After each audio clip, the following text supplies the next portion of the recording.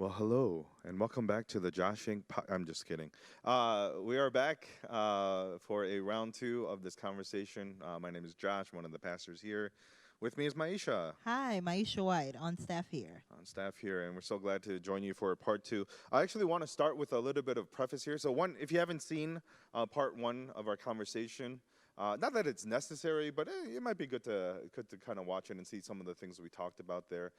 We released that part one or I mean, we don't really know how many parts we're going to have, but we recorded that first video just in light of things that were going on the news. We thought sermons might not be able to cover everything, and so we thought not that this could cover everything, but a conversation could be helpful for our church and our members to kind of process and see how we might respond and learn and things like that.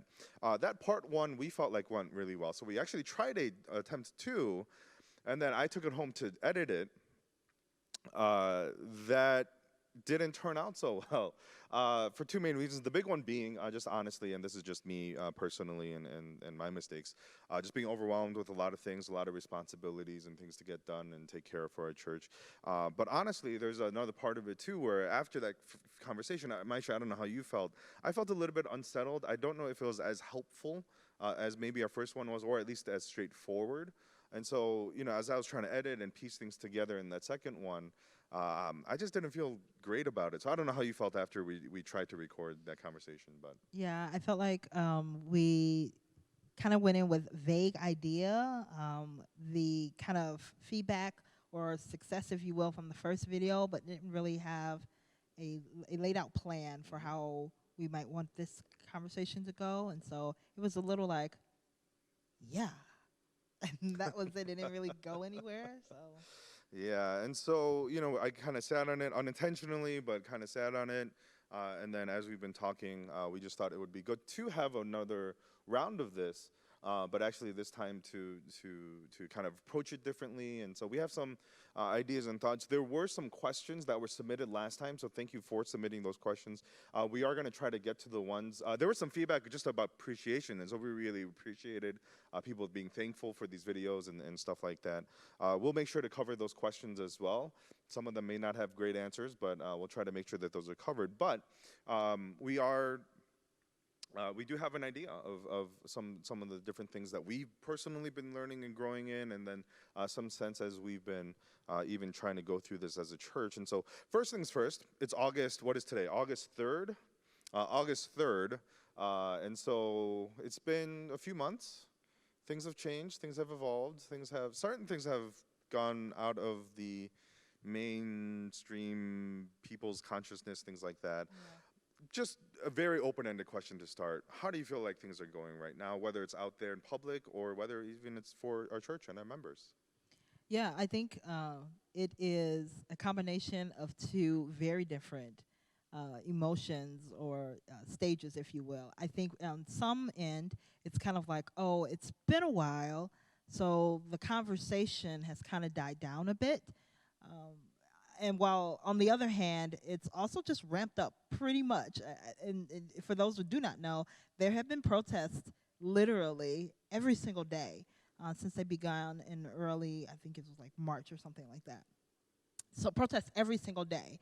I mean, and so you don't really see those in the limelight and the public mainstream unless there's something that usually happens, like like a riot happens, or armed forces go in and they create a kerfuffle. That's a good word. So I feel like for some it's kind of like, oh, okay, we're kind of past that. There've been some minor changes, so all should be well. And then for on the other end, it's kind of like actually, it's just really beginning to ramp up pretty tough. And unless you're looking for it, it can kind of just kind of go over your head. Yeah, and there's some things that aren't even concluded from even a few months ago. I just saw. Well, so we were talking a little bit before we started. Before we pushed record, things are happening in Portland. I don't know if you eventually want to speak to that. Breonna Taylor, that case is still going on, and what's been happening? Like, why is it? why? Why is it taking this long, and what are things that are going on? I saw recently, actually, Darren Wilson was kind of absolved. I don't know what the legal term is, but there's no charges that are going to be pressed against him for for the shooting of Michael Brown a number of years ago, and that just recently resurfacing in the news because they decided not to press charges. So I feel like there's a lot going on, whether some people realize it or not. And I don't know. I mean, I don't even know if you have a sense of like friends, life group members, people even in the Ann Arbor community. How do you feel like they're doing, and I don't know. What do you see? What do you see? What are you noticing? I see that COVID is the primary conversation, which is understandable. Hello, global pandemic. Mm-hmm. And there are a lot of decisions that are kind of held in the wind to trying to figure out what's going to happen with COVID. And so with regards to racial tension, there isn't as much of that in the conversation as it is with other things, which again is okay. It's not saying we need to talk about this every single day all the time, but I think among friend groups, the check-ins have died down. And it's kind of like, how long do you check in? Like, this is your life. Do I ask you every single day how you're doing? And I wouldn't want that. So, and I'm pretty sure other people wouldn't want that. But whereas with the big boom, with everything happening, when everything happened with George Floyd, there was like a uncomfortable space that allowed for people to ask about it. Like, okay, I know that there's a lot of things that's been going on.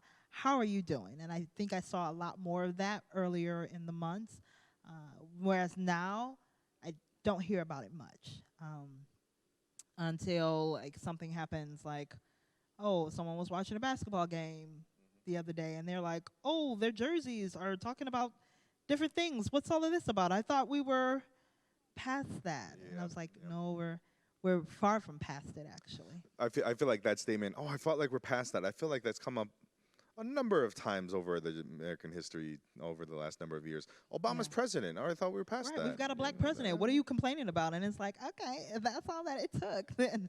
I mean, so on the one hand, I am thankful that there are still people, sources, sports. I'm a wrestling fan, so of course I'm going to bring it in. There's a wrestler named Big E Langston who wears armbands of people who have been shot or murdered or by the hands of police and other incidents like that. And so he's trying to bring it in even to that realm. But so there's still some people trying to make sure that it's aware or that there is awareness, that people are still having it on their minds. But honestly, I feel like there's a sense in the general public that, again, with COVID partially, and there's no major inciting incident like there was with like George Floyd or other people. And so do you get a sense almost like an out of sight, out of mind kind of thing? Or I don't know what. Yeah, and I think also because change is slow in coming, so it's hard. I think we talk about that generally about spiritual growth. Like, how do I know that I'm growing spiritually? And so I think there are levels to this. There's a process to this. I mean, for some people, yeah, the hype of it has died down, and so moving on to other things. But I think for others, I think this time around was very influential to them. It impacted them in ways that they hadn't imagined it to do so before.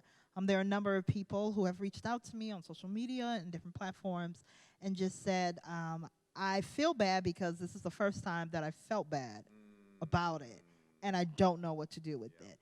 And so there's a lot that, we want to go out there.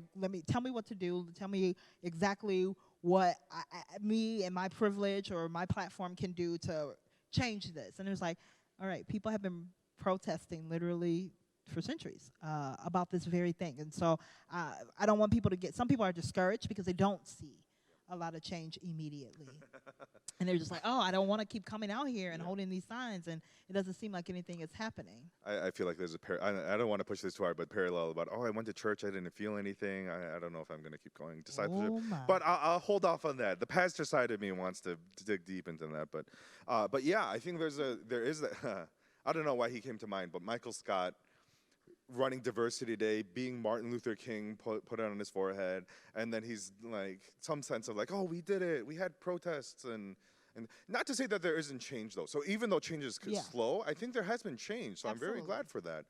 Whether it's in things like media, I mean, one of the shows I follow is Brooklyn Nine-Nine. I think it's hilarious. But even them, they're reconsidering. Like they reshot all their episodes because they're like, oh yeah, we can't do life as normal now after everything happened, and they want to address some of these issues. Don't know how they're going to do that. Very excited to see how they're going to do that. Some cities are considering changing their police, reforming budgets and even and things like that. So I do see change, but I think that what you said, that progress being slow, when we're in such an instantaneous culture, not even just microwaves but instantaneous data and information and yeah, I definitely do get that sense.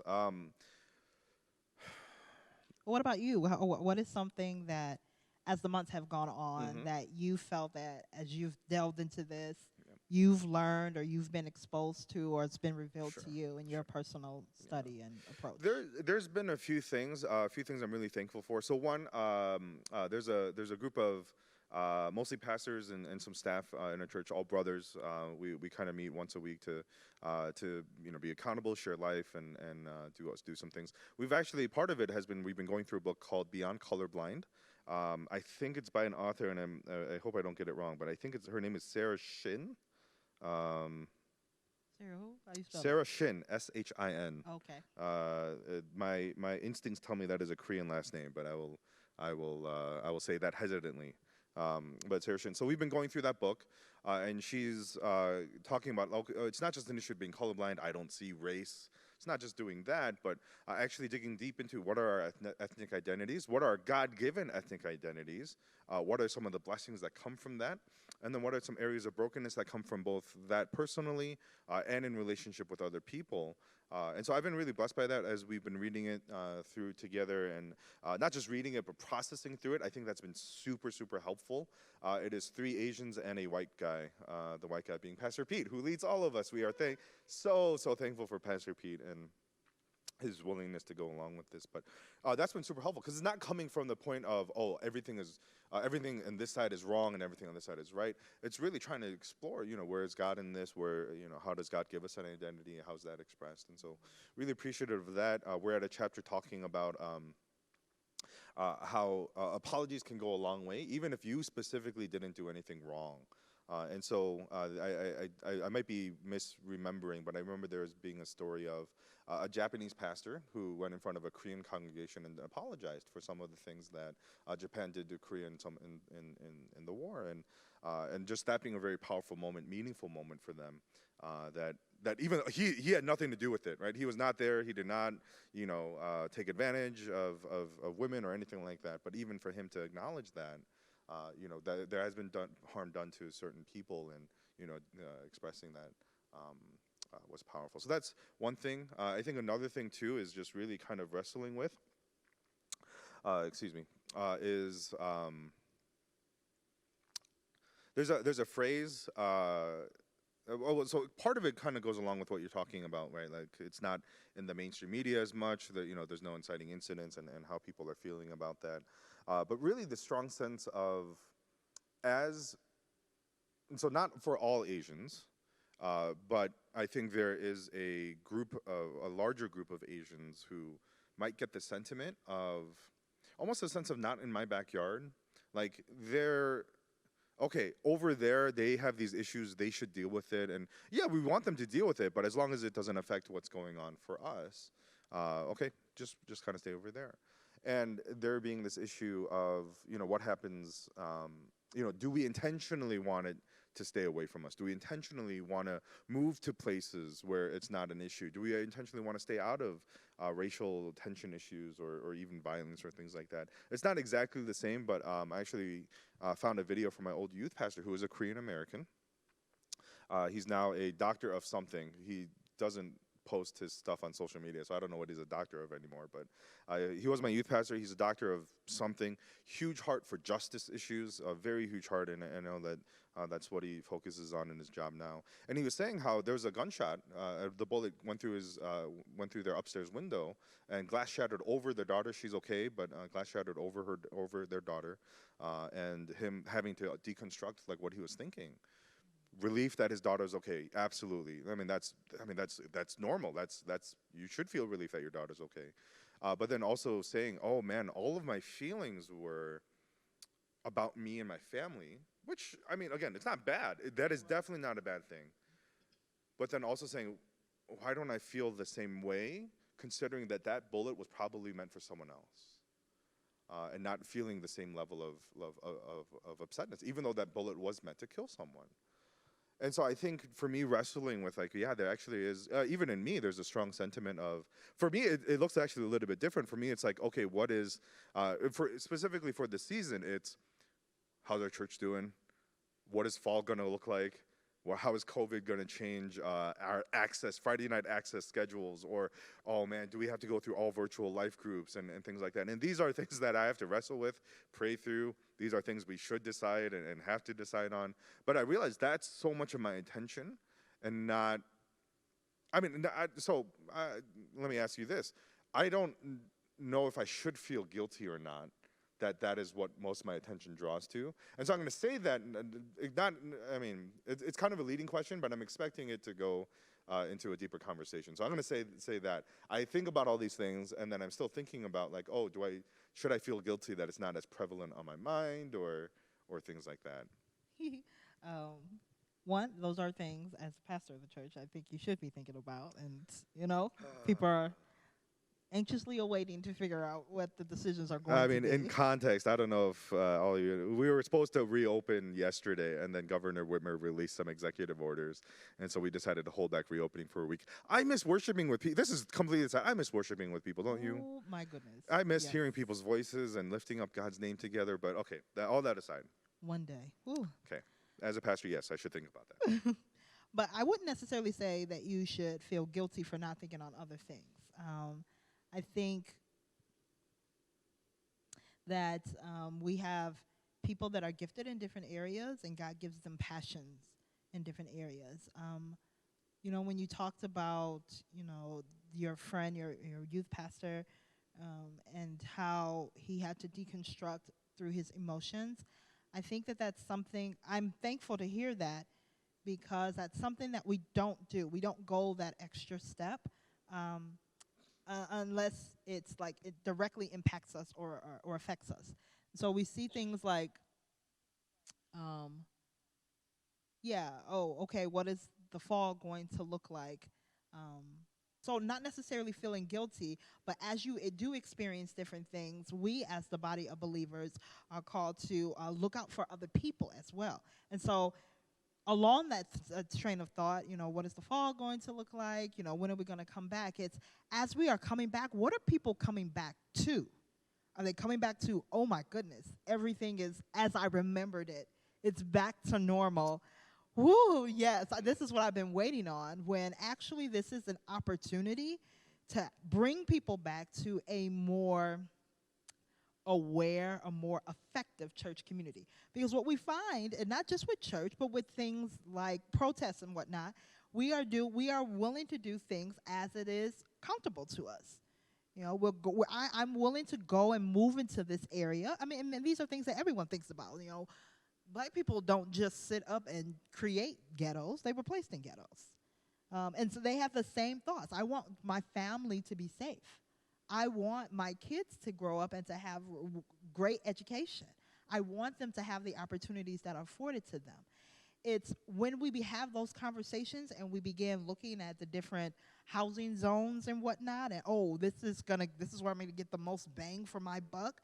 It's to also understand that some of those things are systematically structured to keep people back.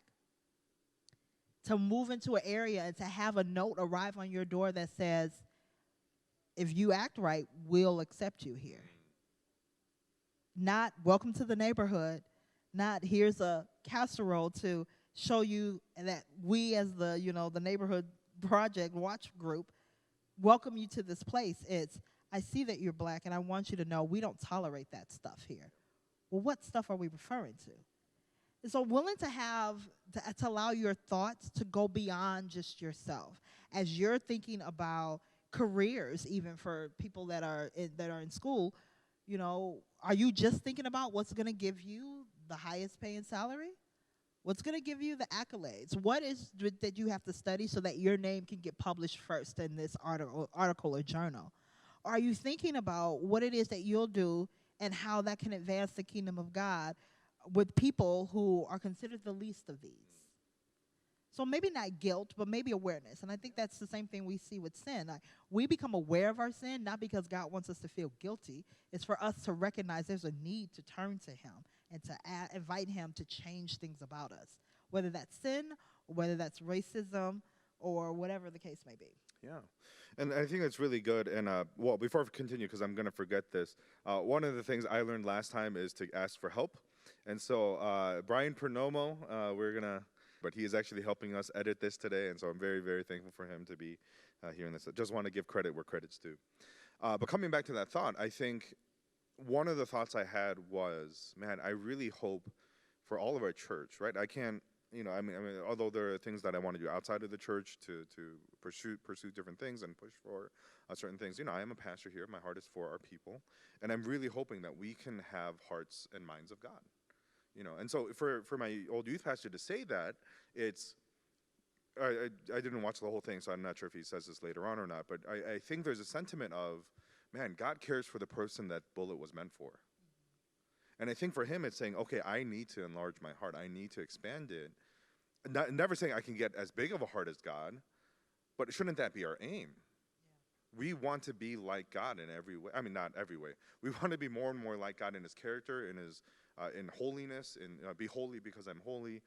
And I think part of that too is love because I am love. And that's not a Bible verse. I know that's not a Bible verse. Don't email me that.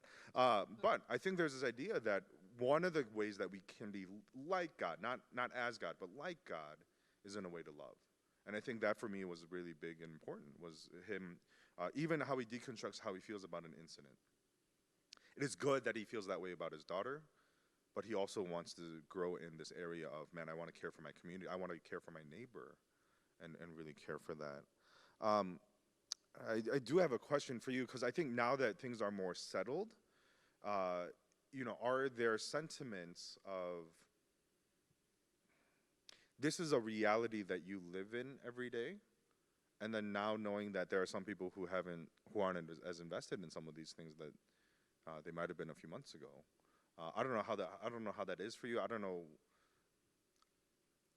know what it's like to live with this, that this is reality, that there is prejudice against people who look like you, that there are incidents, even that might not get as blown up nationally or even internationally, that there are incidents that happen all the time.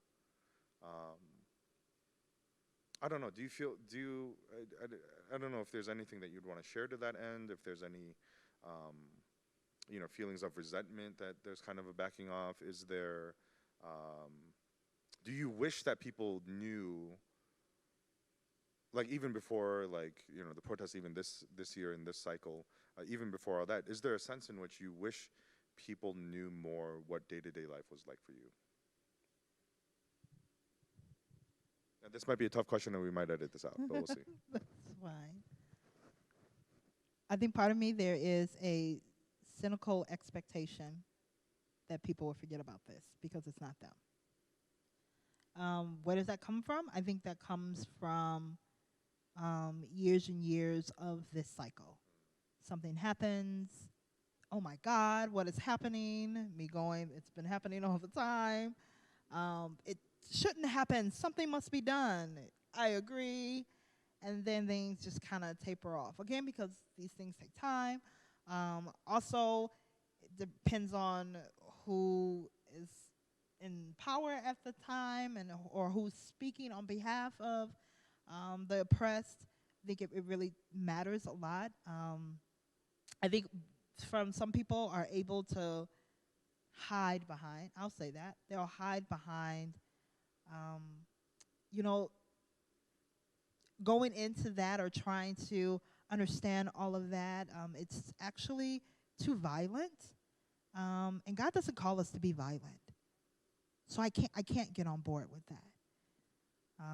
To which I usually respond back, does God call us to oppress others? Well, can we not be silent at least about that? I think people find that things that are troubling about these things and they bring that up as opposed to like the initial issues that were brought to the table. I actually have no problem with people who want to debate me or who want to tell me how wrong I am, or even those who want to tell me that as being a Christian, I am giving in to the slave mentality because it's a white man's religion. You know, that's always a fun conversation. But when I try and bring it back to the issue at hand, you know, we want to talk about Colin Kaepernick and his kneeling and how that was disrespectful to the flag. And I said, he knelt in silent, peaceful protest of police brutality. That went unheard. And so now we've come to this point of what seems like an explosion of protest. And what I get is, well, you shouldn't protest that way. Here are the ways you should protest. And it's like when we did that, that went unnoticed. And, you know, I'm not saying that's the reason why stuff start blowing up. That's not what I'm saying. But what I am saying is don't debate me on what you see or those things that are uncomfortable that you see. Converse with me about why those officers for Breonna Taylor have not been arrested.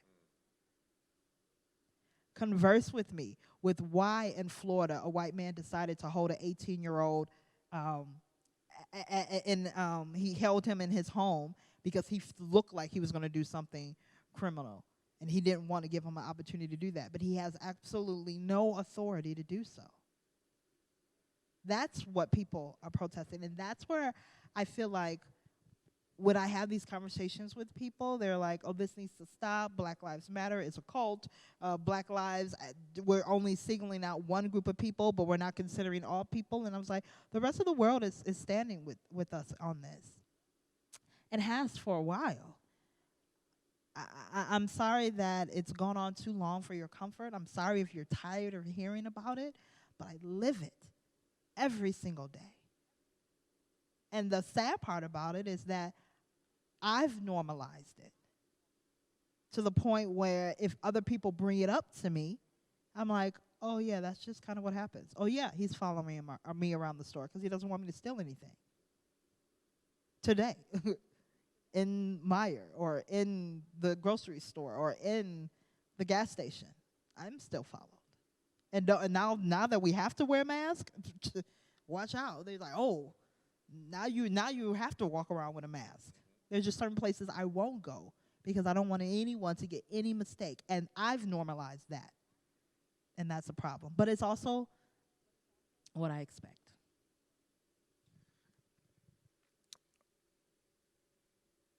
So many roads we can go down. I've been taking a few notes about questions to ask you in a bit, but it's easy to be cynical given history. Not saying you don't have a reason to be cynical, and not saying it's a wrong gut reaction.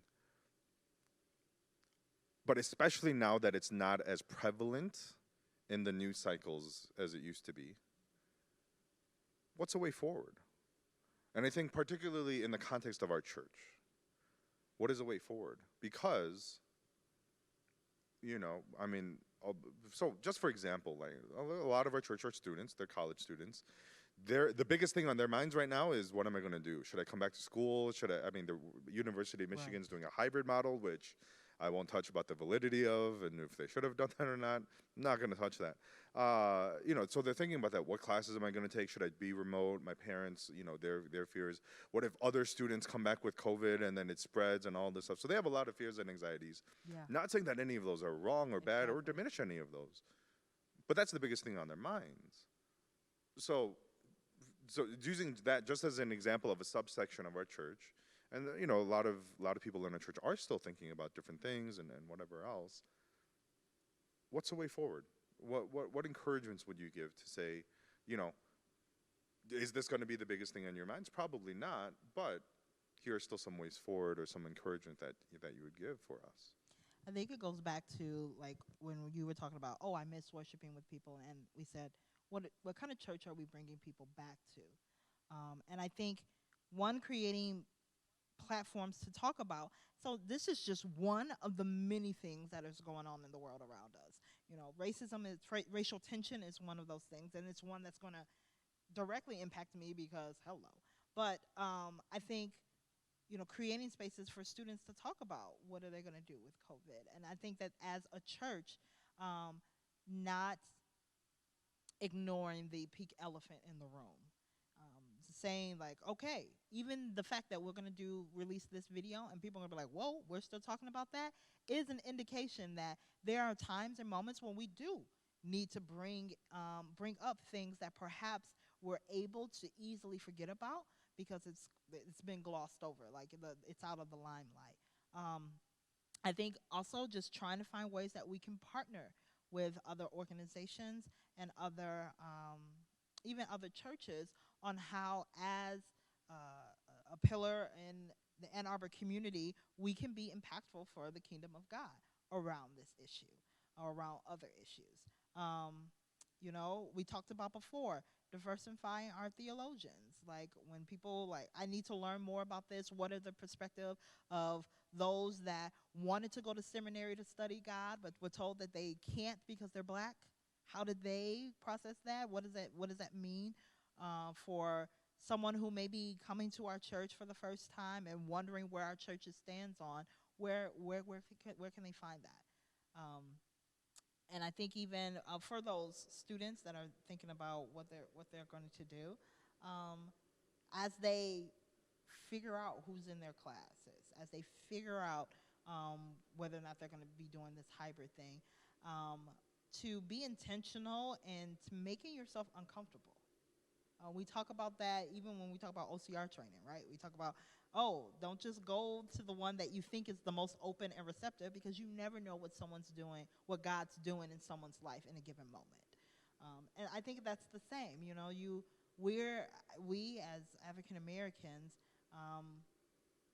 prior to going to classes, you're taught how you're supposed to behave so you look like you belong there. So you don't have this sense of imposter syndrome, like, oh, and in light of the fact that there will be people who tell you you're here because of affirmative action and you're here because they need to raise their underrepresented minority numbers or whatnot.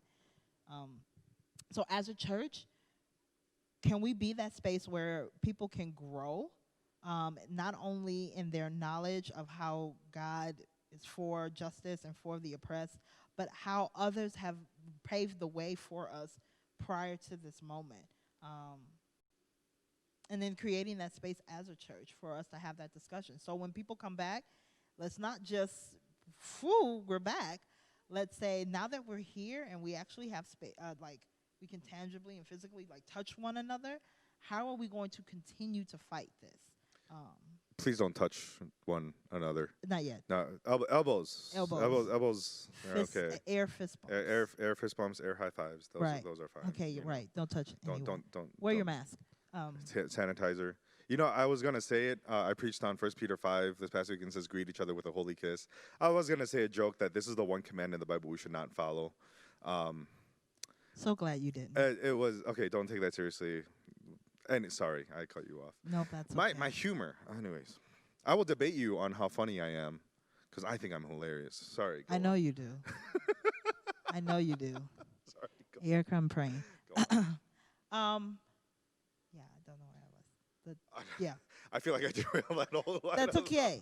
That's okay. But as a pastor, here we go. As a pastor, you sit at that table where the decisions are made. Like, how have you been challenged to like make or advocate for certain changes within the church based on like your own experience and understanding of how things are going? It's been hard, honestly, because some of the big things that I've been thinking about haven't been around specifically this area, but it's always something that's on the back of my mind. So I'll give an example. Like, honestly, one of the bigger struggles that we have right now is upper level, it's not that we're a hierarchy. I'm not going to give too many disclaimers on it, but the upper level layers of leadership for our church, things like executive team members and things like that. I'm looking at our campus ET right now, the members of our campus ET. Love every single one of them. We had a meeting yesterday. They're all gifted in different ways. I love the perspectives and thoughts they bring, but I'm looking at that group and knowing that actually we're all Asian. That's just something that I'm thinking about. And as much as, again, I appreciate all of them, and you know, in different seasons, we've actually had more Diverse a diverse group of ET on even specifically for campus. We're in a season right now where a lot of them have moved on for different reasons, job opportunities, different callings in life. I'm not faulting any particular person for leaving or whatever else. We bless them. We hope that they're still able to follow Christ well in whatever season they're in. But I'm looking at us right now, and I'm thinking there's certain voices that aren't at this table right now. There's certain perspectives that aren't here. And if we're called to serve God's people, not just who look like me, but if we're called to serve God's people, are we doing what we can to not just put token people into places? Right. And I think that's a big thing that I really wrestle with is the way that so I have no answers for this. And actually that's one thing that came out of the last conversation that we attempted to record and never put up. There's not a lot of great, easy, concrete, simple microwave solutions to some of the things that we're wrestling with. Right. And so not to do the work of putting people in token positions and roles and just, leaving them there, but the way that we think about discipleship, the way that we think about, investing in people, investing in the next generation, all good things, but the way that we go about it, does that result in what we're seeing now? Very homogenous kind of upper level leadership where, very kind of set perspective. And I can't remember if we talked about this in the first conversation or not, but we thought as well, like, what does it mean for us to be a transcultural church? Right. We have a certain idea of what it means to be a transcultural person. That as individuals, as people, we're willing to be uncomfortable. We're willing to, not have our own preferences or our own way for the sake of other people feeling welcome in our space, other people feeling like so that we reduce as many cultural barriers as possible for them to get to the gospel, for them to get to Jesus, whatever we can do. I mean, whether it's like little things like food or movie preference or something to, being willing to have conversations, right?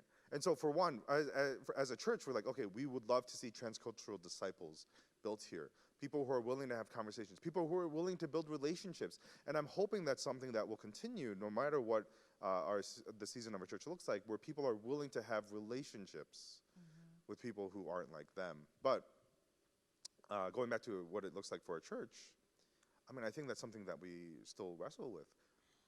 So part of that, I think, is in the moments when we've seen diverse groups, whether that is, through ethnic background, economical background, even religious backgrounds, how do we leverage those? And, as someone who's been a part of our church for a while, I could say that we could stand to, like, utilize those groupings of people a lot better. Can you Sure. expand on that? So, my introduction to leadership in our church, I think I had a really great mentor and someone who was walking alongside me on what leadership at HMCC looks like. And it was a lot about, this is our standard of leadership, and these are the things we want you to uphold. As I've gotten older and myself have been able to influence or be a part of the growth of other leaders, I find that my approach tends to be a little bit more on, I see a leader in you, and here's a framework for what leadership can look like. But I also believe that there is a uniqueness and an individual, essence that you bring to the table that actually needs space and a platform to grow, to be exposed to, and to grow. And so when we see diverse groupings of people, it's like, great, I think we have representation. But how is that representation able to influence? And so if you sit down with some people who have either done leadership or are considering leadership, and not just even in this church, just in different places in general, it's how did you feel you personally thrived and contributed to a team? You'll find that for some people that's really hard to answer. Because oftentimes it's, what do I need to do to maintain this image or to be seen good enough to be in this role, and just do that well, which I think is a part of it. Part of our leadership model is that we really want to see investment in disciples who are going to go forth and make disciples. Okay, great. But those people that come into these groups, the people that come into our life groups, they come with their own individual experiences, and particularly when we diversify those groups. And so, but what we end up showing is whatever is predominant.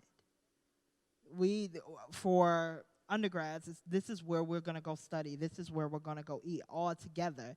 And because these things have already been established, there isn't really room for individuality in that. It's a very group mindset, which to a degree is not, it can be good or bad depending on how you look at it. And so for a black person, it's if I say, oh, I don't know, I want to go to some outdoor barbecue that's happening in this black neighborhood. It's often because it's not the majority, or it's like I don't understand what the benefit of that is. I don't understand how that would help a group. Because it's pushed back or it's denied, you just kind of, okay, well, that part of me is not accepted or welcomed. But if I can speak the jargon just like everybody, it's similar to when people go to my sister's church in Detroit. It's a totally different experience. I mean, you talk about people like, oh, I recognize Maisha was here because she had an outburst today. It's like everyone has an outburst from the moment church begins until the end. And that's uncomfortable for some people. But it's also eye-opening that, it's not weird that Maisha does it here at this church. That's just a part of who she is. That's how she affirms whatever it is she's hearing. I could learn from that. Or I could learn why she does that and how that helps her be the woman God has called her to be. And not, could you keep it down? Or you're scaring some people, or they don't really get what that means. That's not what we do here. And it's that phrase, that's not what we do here, that I think a lot of people see or interpret based on their experiences that lets them know that part of me is not welcome. I've got to conform. I've got to conform to this homogenous group, even though I'm not Asian. Even though I didn't grow up with contemporary Christian, I've got to conform here.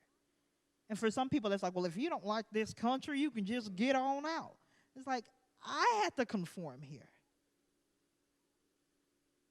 And now that I'm here and I want it to be better, that shouldn't be oppressed. That should be, investigated a little bit. If there's a new leader, I've heard someone say, oh, I have so many ideas, and someone else who was already on leadership told them, don't get your hopes up on that, because it's not going to happen. There's not really a space or room for you to share your ideas or for any change to happen in that area. And it's like, I'm not sure that's the type of image or narrative I want people to give about our leadership. For that, I can also expand out to other things as well.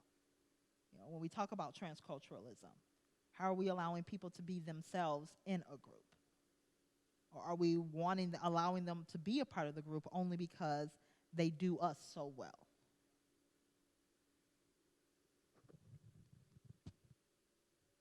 That was a lot.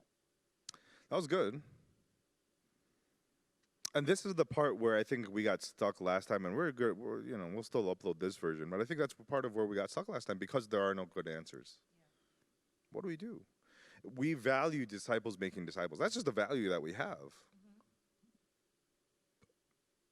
But so we talk about these groups, diversifying groups. Let's talk about. I think putting the time in for focus groups, and not just focus like focus ministry, but like actual focus group. You get a group of people, of undergrads from different levels, or for single working adults, or for families, and what does transculturalism mean to you? How have you grown in that? Well, so there was a discussion. So actually, that might be good to talk about. Maybe this is a benefit for recording it later. There was a Let's Talk discussion that happened on a Saturday. Oh, yes. I don't know if you want to speak to how you feel like that went, or what was discussed or shared there, or Yeah, for the Let's Talk discussion, we talked specifically about racism and how, as a church, we should respond. Part of me was very thankful for all of the people that came out. We had some members that have volunteered to be facilitators of that discussion. That was great. I was greatly disappointed at the lack of leaders that were a part of that conversation. And things happen. Again, I feel like I put this disclaimer out there all the time because somebody somewhere is going to say something to me about it. I understand that things happen.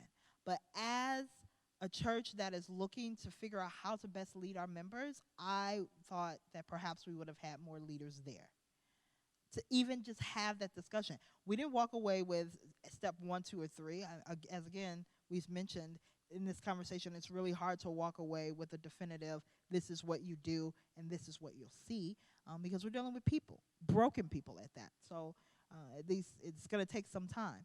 But at least for some of the students, it was helpful for them to see their leader there, to know that this was something that they were hoping to get more insight and information about, so that they will know how to lead their groups better.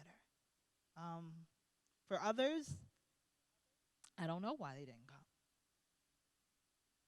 And so for someone who's passionate about those things and like, oh, let's do this, and to do this, and for the turnout that we got, which I thought, would consider that it was virtual in the middle of a pandemic, all of this other stuff I thought was pretty good.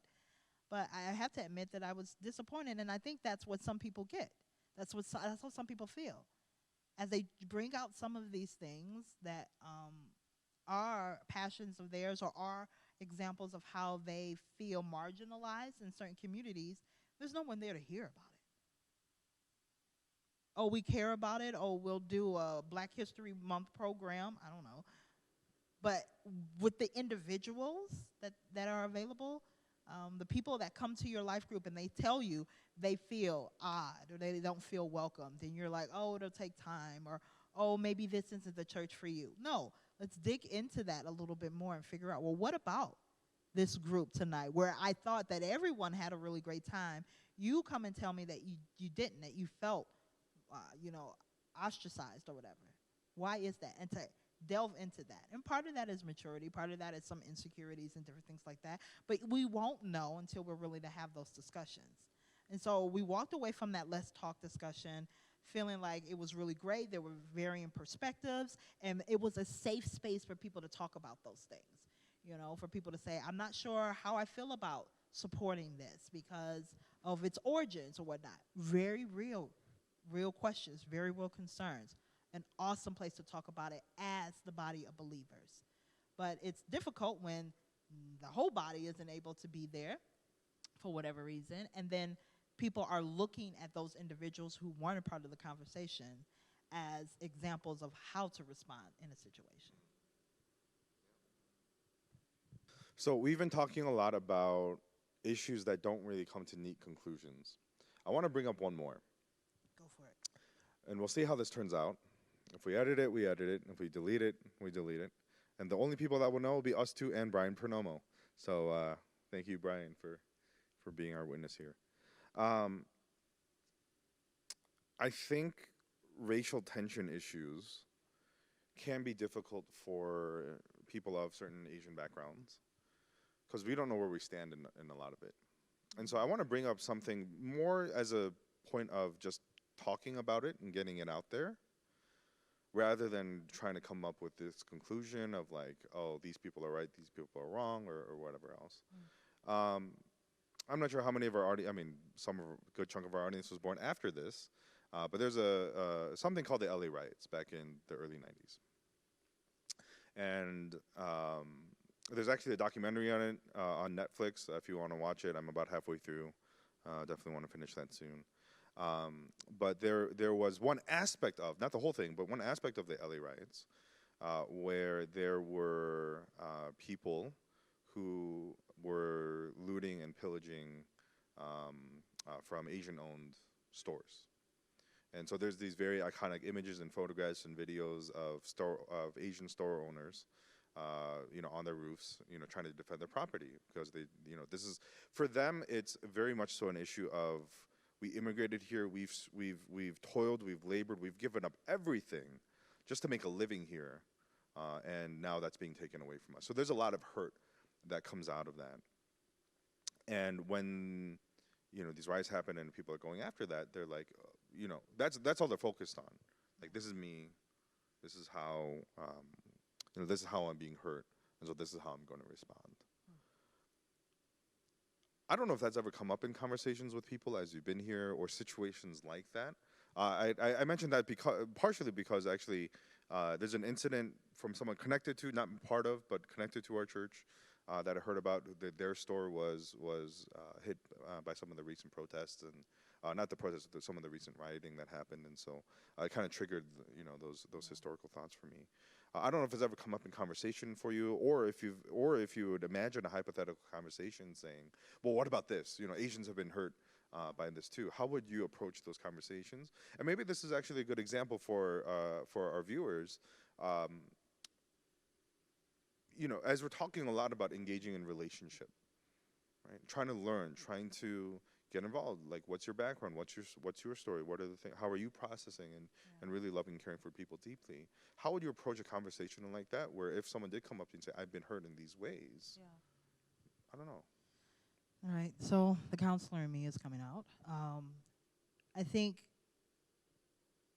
it has to first begin with a willingness to really go deep with people. Those are traumatic experiences.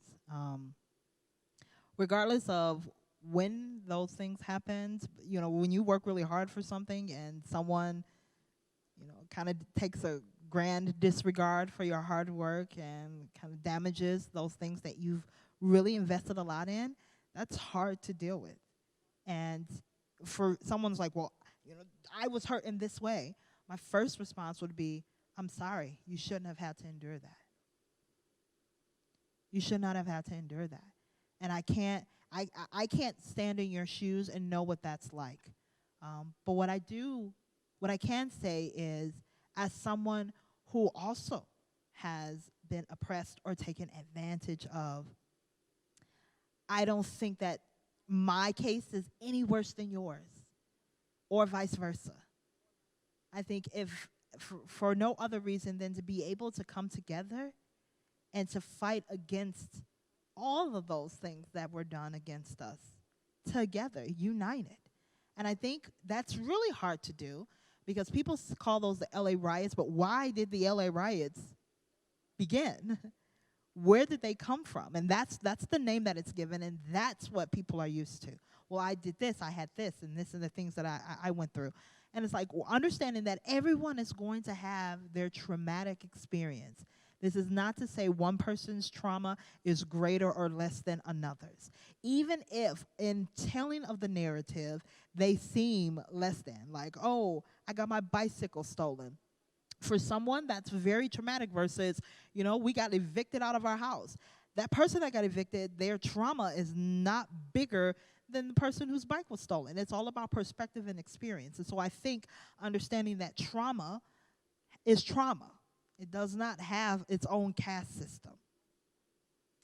And then if people are willing to go there and to have that depth of conversation, we should arrive at as a human, there was an injustice. And I am sorry that was your experience, your parents' experience. But I'm thankful that we can sit here now and talk about how to best move forward. And it won't end with one conversation, because that doesn't take away the fact that, their stores or their homes were vandalized or destroyed. No more than it takes away from the fact that those officers walked away from Rodney King's assault. So most people hear LA riots, they don't know about Rodney King or much about it. Watch the documentary. I think it's called LA 92 on Netflix. But anyways, can go on. But that even brings to light, what we're experiencing present day. People are talking about the riots. There was someone who talked about the vandalizing of the memorial done for the World Trade Center. And they were like, oh my God, like this is horrible. And I said, there were a few people that commented, and I said, nowhere. And they were like, oh, these peaceful protesters is what they put in parentheses, in quotation rather. And I said, nowhere does this article or any other articles about the vandalizing of the World Trade Center Memorial, does it say that it's as a result of the Black Lives Matter protests? But it was an easy assumption.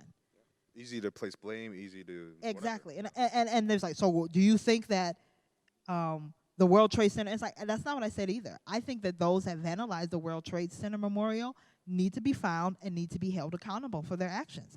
That is very disrespectful for the men and women who sacrificed and lost their lives in that great tragedy. But it doesn't make any less the protests that are going on about the great injustice and tragedy and lives lost due to racial oppression. And it's like we want a this or that. And it's like, why can't it be both? And so when someone is willing to have that conversation, and I think it's also using wisdom. There are some people who want to have that conversation, they want to argue and they want to debate. It's like, I don't have time for that. But if someone's willing to, okay, I'm having a hard time getting on board with this because this is what I'm feeling, and I feel like I shouldn't feel like this. Can we talk about it? And being willing to have that conversation with people. We're going to try to wrap things up fairly quickly here. I do want to make sure that we explicitly, because I think we've touched on some of these, but I do want to make sure that we explicitly answer some of the questions that came in from our last time. And so I'll start with this one is, I forget the phrasing, I don't have it here with me, but it was specifically about how to understand the violence in the protests that have been happening. And so I think you touched on some of that. Like, some of it is not directly related with the protests. It's some people taking advantage of the protest and then doing that to, I don't know, express internal. I mean, we don't really know the motivations of some of these people, but whether maybe they want to start race riots, maybe they want to, actually instigate something, and that's why they're actually doing it to say, oh, look, it's the Black Lives Matter people, but really it's someone who just really wants to instigate. Maybe it's just people being upset about, staying at home and quarantine, and they're seeing this as an opportunity to express their anger and frustration. So it's hard to know some of the causes, but it's not to say that all of it is. So in general, in a very general sense, I think there's this, well, how do we understand? Should protests be violent? It's... Yeah, I think, for some people, it has to come back to what's being done. You're right. Some of the people that we actually saw vandalized, there are actual reports that have been updated to say this person was from a white supremacist. What is it? White supremacist group? Thank you. White supremacist group that strategically went in to try and paint in light that black people are violent and have no control.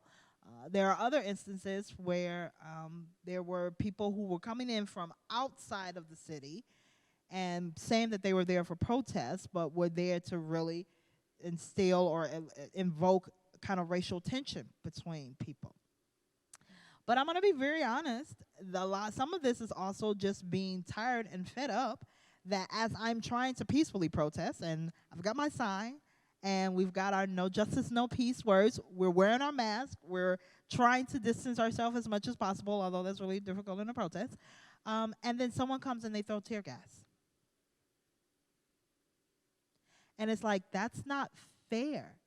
It's not fair when we saw on mainstream television people armed with AR-15s and all sorts of weapons storm a government building that was being protected by police that did nothing. That's not fair. For me to say, for you to get an opportunity to scream in an officer's face because you don't want to wear a mask or stay at home. You want to go to the barber and get your hair cut.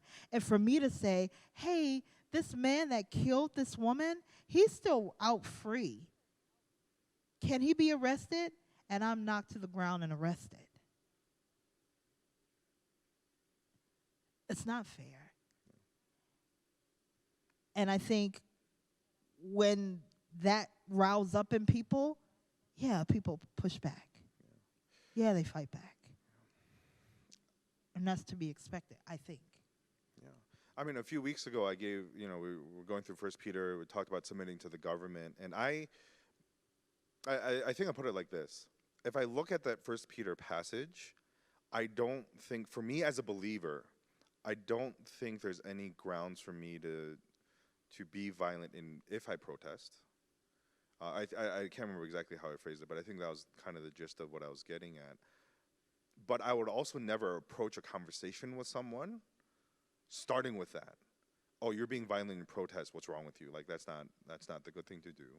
To start with a place of trying to understand the hurt and the pain that people are going through. That this anger and this violence, it's probably coming from somewhere. I know very few people who are violent for the sake of being violent. Yeah. And that's really hard. I got to convince you that this, justify it's not the right word, but it's understandable. I have to share sometimes for people my personal experience with officers, with trying to get clarity on why I was being detained, why this officer was attempting to put handcuffs on me. And the argument that now I'm being charged with resisting arrest when you won't even tell me what I'm being arrested for in the first place. Am I under arrest? And for an officer to tell me that I don't care if you take my badge and number, no one's going to believe you.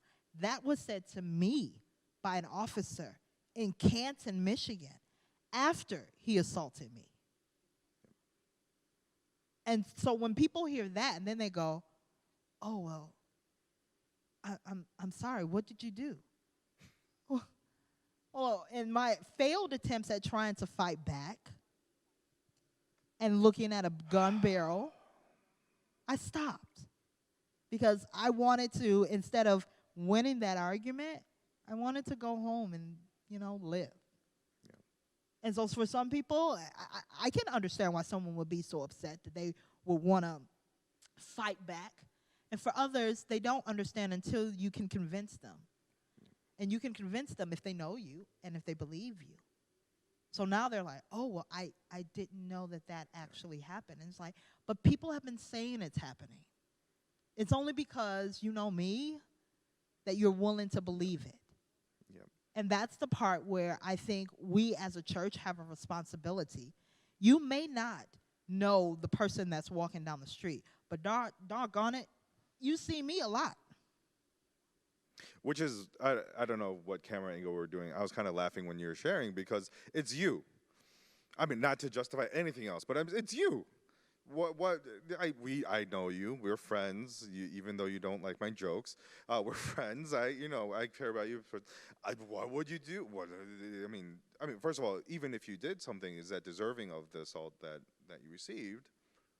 I mean, unless it was equal assault in the opposite way first, then I'm getting sidetracked here. So I was laughing because of that, because it's you. But that whole thing,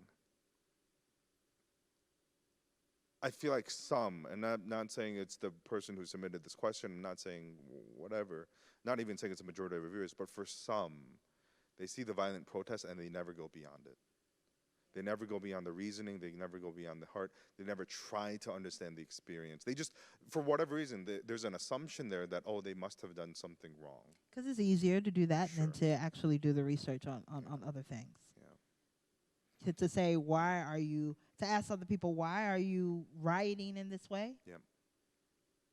Again, that comes back to being willing to have those hard conversations and go beyond what they see.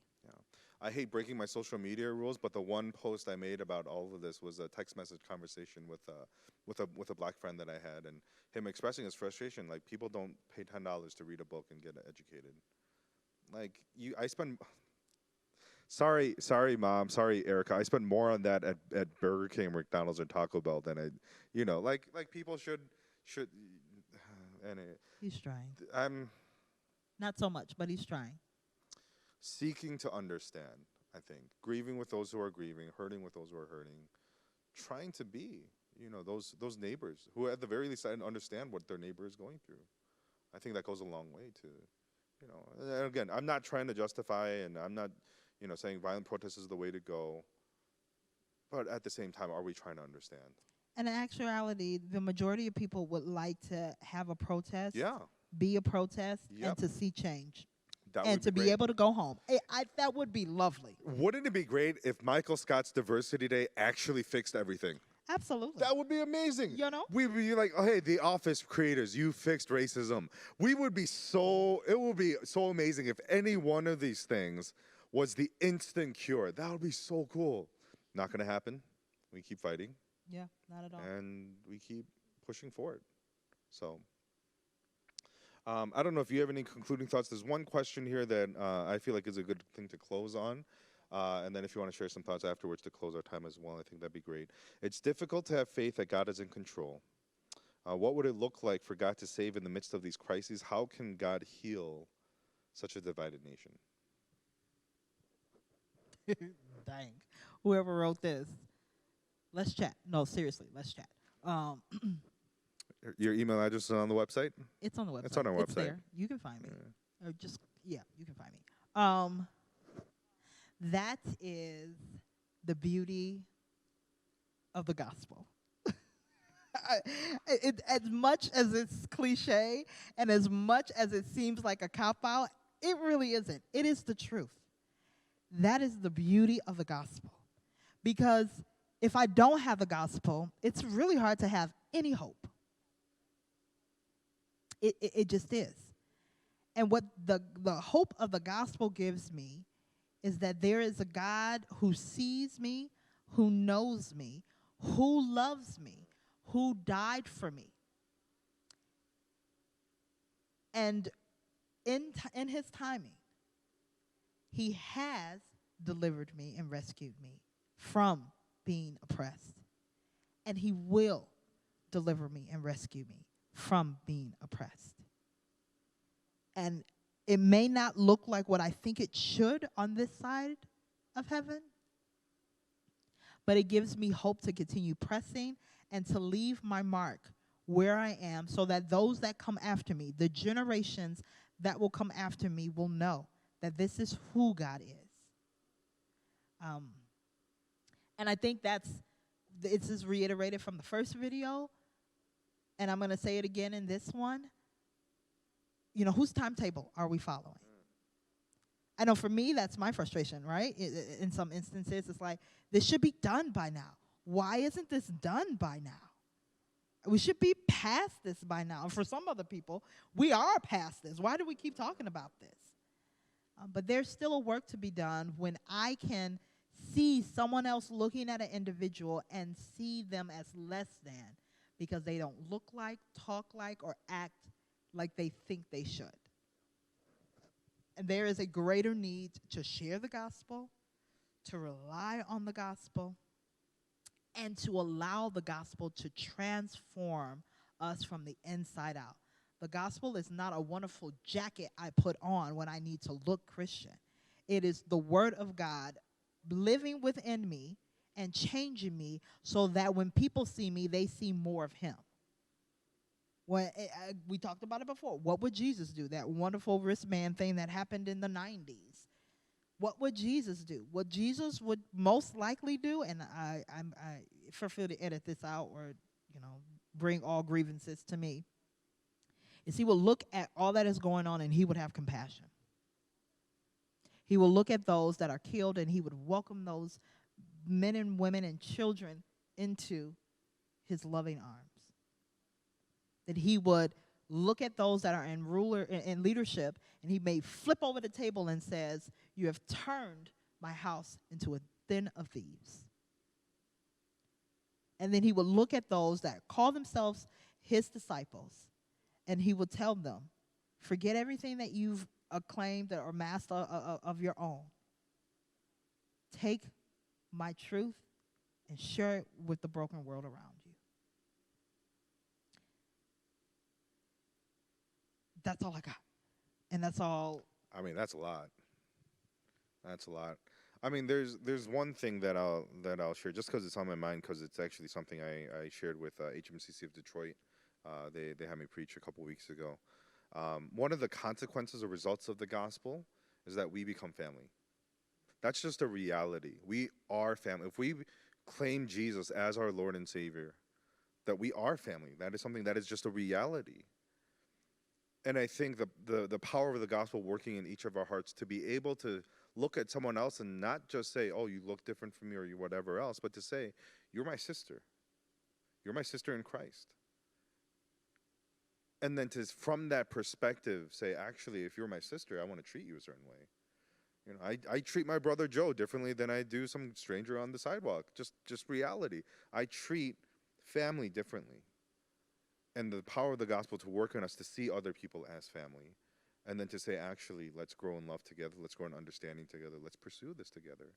If God can turn on an individual level people who have no interests, no commonalities, no shared food, and make them into brother or sister family in Christ, I think he can do that. Now, again, it's going to be long. And I feel like one of the themes for me coming out of this conversation is microwave. Like, you know, we want everything to be microwaved and instantaneous, faster than microwaves, but he'll do it. He will. He'll do it. And I want to expound on that, what you just said, just a little bit. That perspective of you're my brother, I'm your sister, works. And it works because we know each other to be followers of Jesus. But I think that approach needs to be the same. Maybe not exactly the same, but very similar to those that we don't know if they're believers. I think that's where a lot of the tension is also coming from. You know, I look at my black brothers and sisters that are Christian and that are trying to, you know, have this Christ-like approach to all of this and be like, okay, we can't just go off and hit people because they said some foolish stuff. We can't do that. That would not be Christ-like. But at the same time, I struggle with racial tension with my Muslim counterparts, with my, you know, Hindi friends, or those that subscribe to different religions. I don't look at them less because they don't follow the same God that I do, or to somehow justify their oppression because they don't follow the one and true God. I can't, that makes me hypocritical. Again, the example I used in the first one, Christ did not say, I will heal your mother-in-law or your daughter or your friend if he says yes to following after me. It says there's a need, and I'm going to meet it. Because when I meet that need, you get to see who our God is all about, whether you decide to follow him or not. People are like, yeah, of course I'm going to follow Allah, because what is your God doing? Or what is your God's people doing or saying to me about it? And it's like, I don't think that's a great representation of Christ. The same way that I treat my twin sister, I would want someone to do the same for her if she's someplace else. Yeah. Really appreciate you saying that. I think for me, it just comes down to what gives me hope. And I see it on a small scale. And I think that's what gives me hope, that God can do it. Not in my timetable, but God can and will. And so that's all I got. I don't know if you have any last words that you want to share or last thoughts that you want to share with everybody, but Thank you all for listening, yeah. continuing to listen. Thank you for your questions. I sincerely mean it when I say come find me and chat. I love talking. In person, Without masks? Unsocially distanced? None of the above. None of the above. But she's around. But I'm around, and there's Zoom, and I work for the university, so I have unlimited Zoom hours. So Wow, unlimited Zoom. That's amazing. I wish we had that for our church. wow. And on that note, Wow. Thank you so much for listening. Don't know if there will be a part 3. I know there are other ideas that we have, actually. Bringing in other people, other conversations to have and things like that. So be on the lookout. We do want to make this regular, even if it's not in the forefront of mainstream media or the news cycles or whatever else. We want to make sure that we're still keeping this because it's reality. Because on this side of heaven, there is still brokenness. And we still want to bring that up and have us thinking about that. If we want to be the church that we think God wants us to be, we want to make sure that we're doing that. So we'll include the form for questions. We'll see how we get to answer some of them if it ever comes up. But yeah, thank you for watching, and hope you laughed at some of my jokes. That's not my biggest hope, but I do. gosh, thank hope. you. Okay. Bye.